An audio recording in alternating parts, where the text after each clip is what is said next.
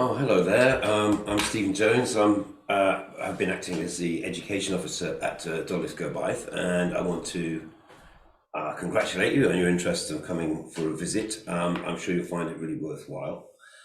We've created this little teaching resource to help you get the most out of your visit and to hopefully go a little bit deeper below the surface and understand the motivations of what we're doing here, and to really help your visitors get something out of it. We want to help people connect to nature and to understand the sort of the processes going on, and especially with younger people, I'm hoping to ignite their sense of curiosity and wonder at the natural world. So I'm going to just take you through the teaching resource and give you a few jumping off points, really, to help you get the most out of your visit. So I hope this is useful for you. I'll keep it brief. Yeah, so let me just go. We want you to feel welcome, and the whole site is 40 acres, and Dolydd Gobaith is taking sort of an overview of how to manage it back into diversity. And let's just say society's priorities are changing and land management priorities are changing. We have these challenges, climate challenges and biodiversity loss. And some of that is to do with that we farmed to the edges of the fields. We've tried to extract as much as we can, and we're really exploring the way back from that, and can we add some diversity back to the countryside without changing its character and its heart. And that's sort of what underlies the sort of the approaches that have been going on here. So it's a great place to come and bring groups of all standards and interests to connect with nature and learn about the natural world. So you're really so welcome. And there's events and structured things as well, and also you're able to just come along and explore for yourself. So I've grouped the this resource around I think it's five or six themes. Firstly, just connecting where we are. Let's take in develop a sense of place, and opening up our eyes and our ears to kind of see and appreciate what's around us, slowing down a little bit of introspection. So it's tree planting. So theme 2 is around trees. And so we thought, let's give you some vocabulary. Start very simple: trunks and trees and leaves and branches, and go a little bit deeper, as well as we look into the cross section of the tree and cross section of the leaf. I think then once we've looked at thought about the trees and the plants, we're going to take you underground and to understand, as above, so below. There are these very, very interesting and very important relationships going on between the plants that you could see, the above ground stuff, and what's going down underground. Now, the fourth theme around mosses and lichens is I wanted to introduce the idea that sometimes the things that we pay little attention to, that we just we've all seen them before, so we don't see them as significant. But what we're learning and what's going where is mosses, plants, these very simple early kinds of plants, lichens are very special, of course, are highly, highly significant, building soil and also building the atmosphere that we breathe. And for reasons I'll explain as we get into this, it's very, very important to pay attention to. And then thinking about mosses and lichens and their enormous contribution to creating conditions for life on Earth, I thought I would bring in the evolution story.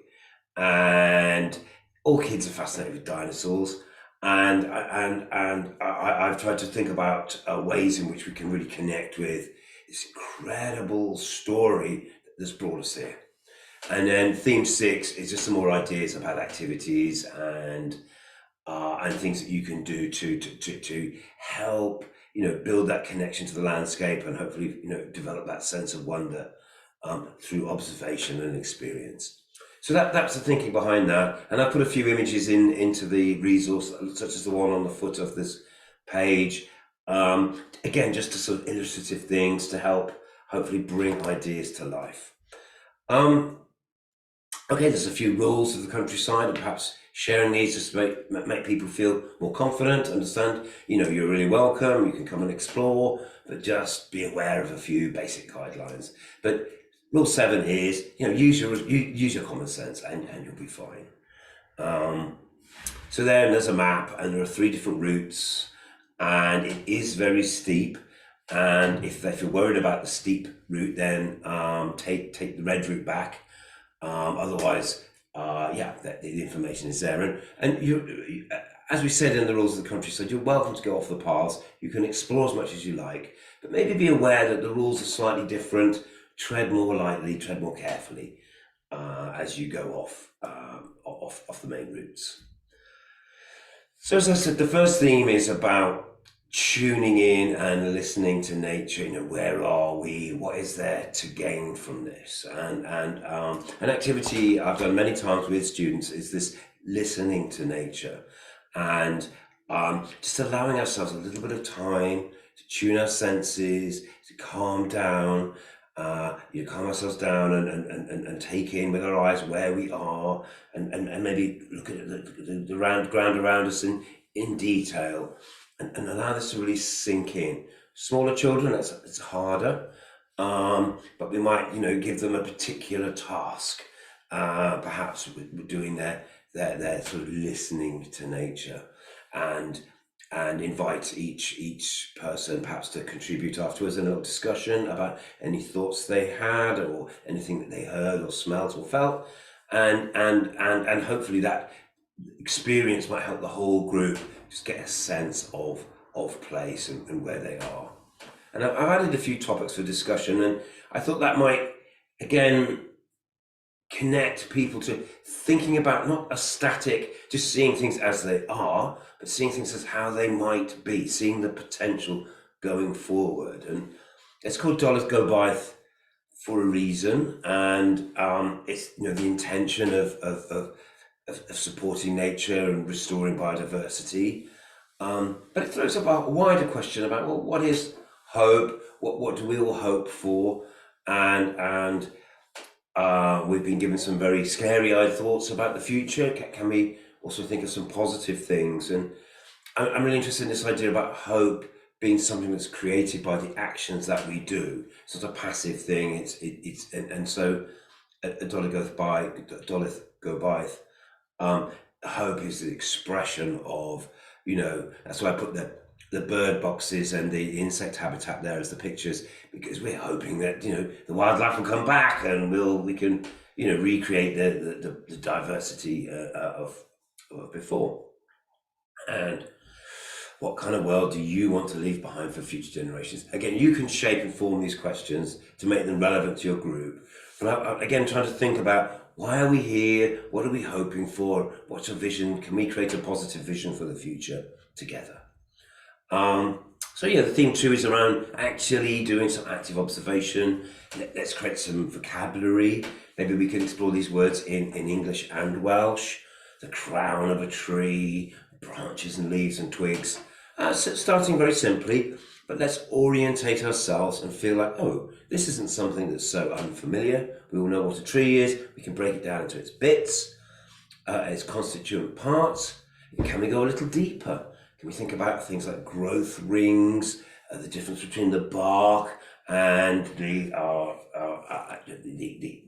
outer bark, the inner bark, the cambium, that living part of the tree. And remember that the internal parts are dead, the previous generations.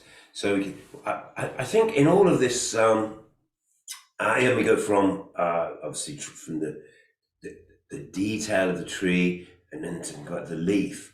And what I'm trying to bring to life is the trees are the plants are dynamic. They're living and breathing. They're channeling moisture through them. As we go into the next page, it's talking about life being solar powered, photosynthesis.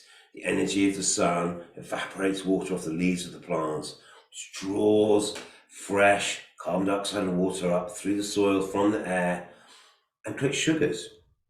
And that's the basic building block of everything in the natural world, is this stored form of energy. And plants give a lot of the sugars that they generate back to the soil to feed the organisms that it's building a relationship with. So this is also the beginning of our realization that in nature everything's connected. That the plants aren't just extracting minerals and nutrients from the soil; they're actually building relationships with the life in the soil. So here's a few themes and questions about trees. And again, use your imagination to add some more. Can we name them? Do we have favorites? What are the products of trees? How about trees and farming and the potential conflicts, or how could we incorporate more trees into a farmed landscape? All of these are themes that you might want to explore with your group at whatever level feels appropriate. So I already hinted from thinking about the plants to the life in the soil. And again, there's a very direct relationship. And soil science has learned and is telling us that it's not just these fungi and bacteria, these very simple organisms, but it's the relationships that they build with the successive trophic levels. That, at each layer, each level in a food chain or food pyramid, everything's sort of feasting off everything else. And it's that complex relationship up to the fourth or fifth trophic levels that makes all of the nutrients available to plants. That's why natural landscapes don't need fertilizers. It's because the nutrients are being cycled and made available by this web of life. So we wanted to create a way into this world and this understanding. So the activity is about using this word trophic levels or energy levels. Let's think about that, because the only new energy coming in is from the sun, and only plants can catch some of that and store that into a form then that other organisms can access. So there's this a succession, if you like, of relationships that builds up. Perhaps anyone who's done a bit of digging around in soil, you might have spotted some of the life in the soil.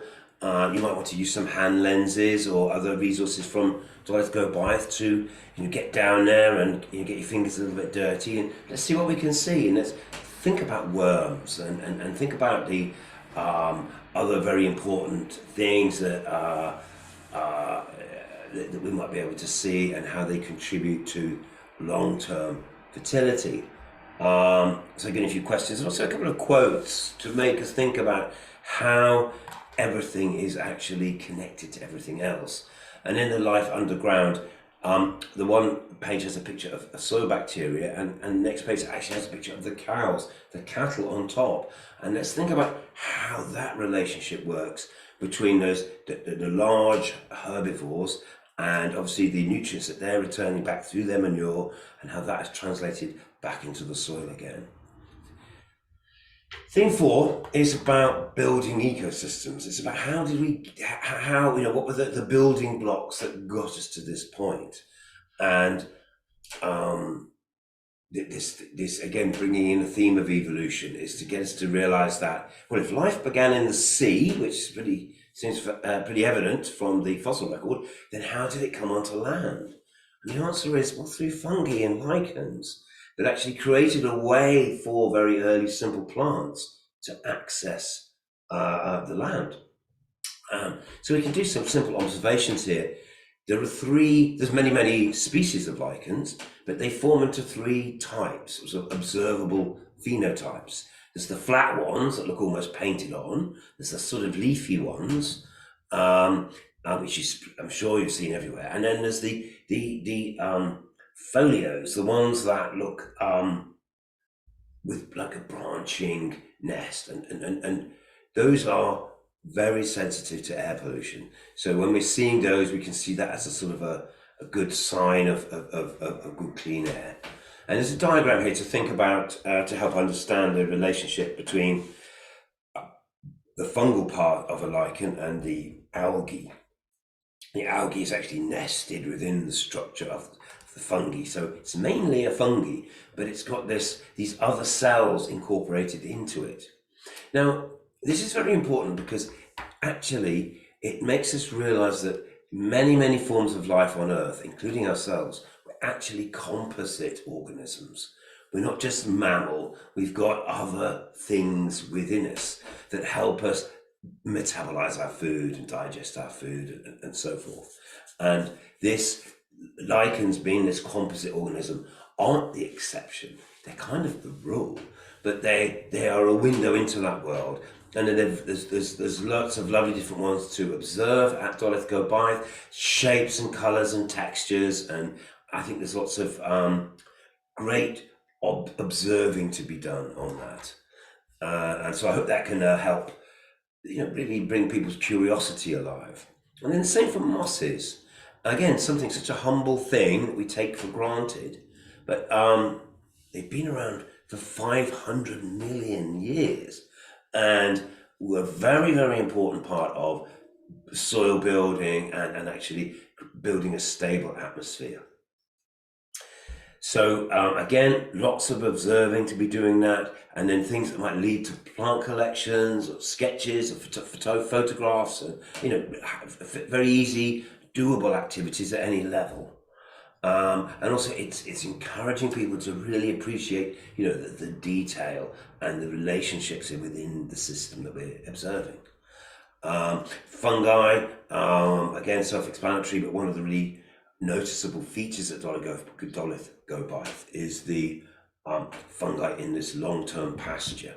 Wax caps being a very good example of that. Lovely colours, lovely textures. Again, they're safe to handle and non-poisonous. Things that you can explore and think about the relationships between the fungi, the soil, the plants, and the animals. And so hopefully you can see how all of these different themes kind of interlock together. And again, there's another activity around encouraging you to either collect or identify or describe various different forms of mushrooms that you might find. And again, Dolydd Gobaith have resources that can help you identify them, and you don't always have to pick them. You can just observe them in situ, and if you're not sure, do speak to anyone before you begin. And so the fifth theme is around dinosaurs. It's the story of how we got here, but actually the story of evolution. It's a little bit hard to get your head around. I'm sorry if this seems a little bit wordy, but I wanted to give you the tools to be able to open this up as a topic. The picture is of a rock, which a photograph I took from Cardiff Museum, and it's a piece of rock that's 3.7 billion years old and contains traces of organic life. So we know that the very first organisms on Earth were just like, it was green slime. It was very simple things, but they slowly over time built up layer after layer, and very slowly. So I've created this timeline. I hope it's not too confusing to look at. But there's been eons of time, okay, and those break down into epochs and eras, and I've always found that a little bit confusing. So I'm just taking the big overview. We'll start with the eons, and there's only been four. There was the Hadean, think Hades, when there was nothing. Then there was the Archean, and the Archean was the time when these very first organisms started to appear, and they slowly started to change conditions of life on Earth. But let's say for right up until 2,500 million years ago, life was just green slime. more complex life started to begin in shallow seas in the Proterozoic. And in all of this time, these stromatolites and other cyanobacteria, very early photosynthetic organisms, were leaking oxygen into the atmosphere. Now, most of the oxygen just reacted with all the minerals and compounds that were dissolved in the sea, like iron, and but by the end of the Proterozoic, the atmosphere suddenly became oxygen rich. And there was a massive die-off at that point. All of those anaerobic organisms died off. And that was really the modern era, if you like, began 540 million years ago. And I picked on the example of trilobites because they were around for about 250, 300 million years. Incredible timescales. And I guess the other point really is that all of the things that we regard as, the modern era, it's all happened very, very recently. And so the geological timeline activity is around giving people a sense by either rolling out a ball of string or maybe just pacing out 100 meters. But you can kind of, by walking down this line that you've measured, you can show this enormous amount of time that it took, firstly, for any kind of life to come about. It wasn't just a green slime. And then we can see how quickly things have evolved in the last 540 million years in this sort of the Cambrian explosion and onwards. And actually, the dinosaurs weren't that long ago when you realize that in that timeline. So hopefully that's something that's stimulating to young minds and gives us a sense of where we've come from. Now, one of the reasons that I've focused so much on the mosses and the lichens and the green slime and the dinosaurs is the theme really underneath it is the life on Earth was created and built and is maintained by life on Earth. And within that lies a slightly optimistic message is that, as much as we might have eroded and damaged our biosphere, we can grow it back, and even after its own devices, that there's that possibility, because that's how it's come about. So we got here. We're the product of these 4 billion years of evolution. Billion years, such a long time. Our hominids have been around for 2 million years. Our Homo sapiens ancestors have been around for 200,000 years. So compare that to the trilobites. So I hope this has got you thinking, and I hope you've enjoyed your walk and you picked up on some of these themes. And there's places to sit and think. And I want people to have a practical and physical experience, but also a chance to absorb and reflect on what they've done. So encouraging you to use the roundhouse or any other spaces that you find to think about ways to record your thoughts and observations, the conversations that you've had. You can use different tools, of course. Kids like to draw and paint. We could do words, we could do poems, we could make a song. Sketchbook, bring your sketchbook, bring your camera. What does it make us feel? What I would love to see the output of your experience from visiting this place. I want to see your pictures and hear your poems and anything else that has come from it.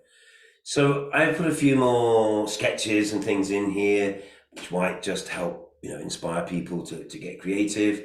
And we can look at the distant views. We can focus in on what's right in front of us. There's animals on the land which you obviously can see and which you can interact with.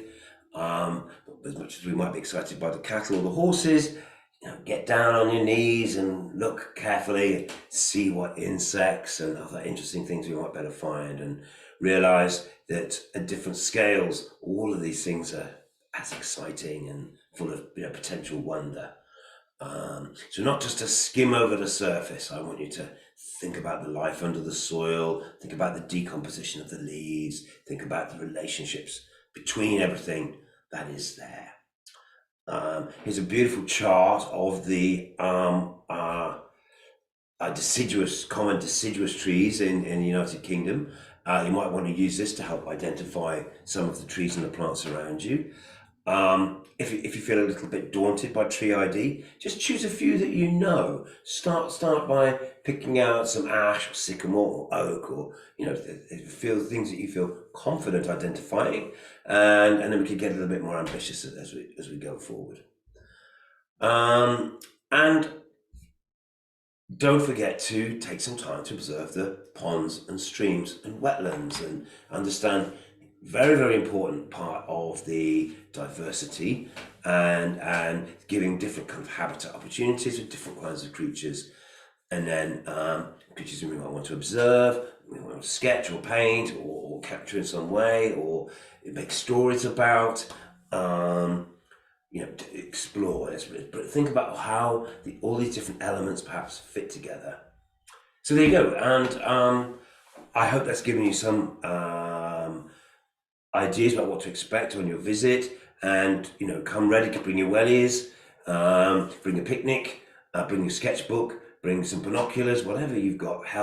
Come ready to drink in the landscape, to enjoy what you're seeing here, but also to understand it's part of a continuity, and each time you come back here, you're going to see it unfold and grow and develop. So you can be part of the evolution of this landscape and make your pupils feel connected to what's going on.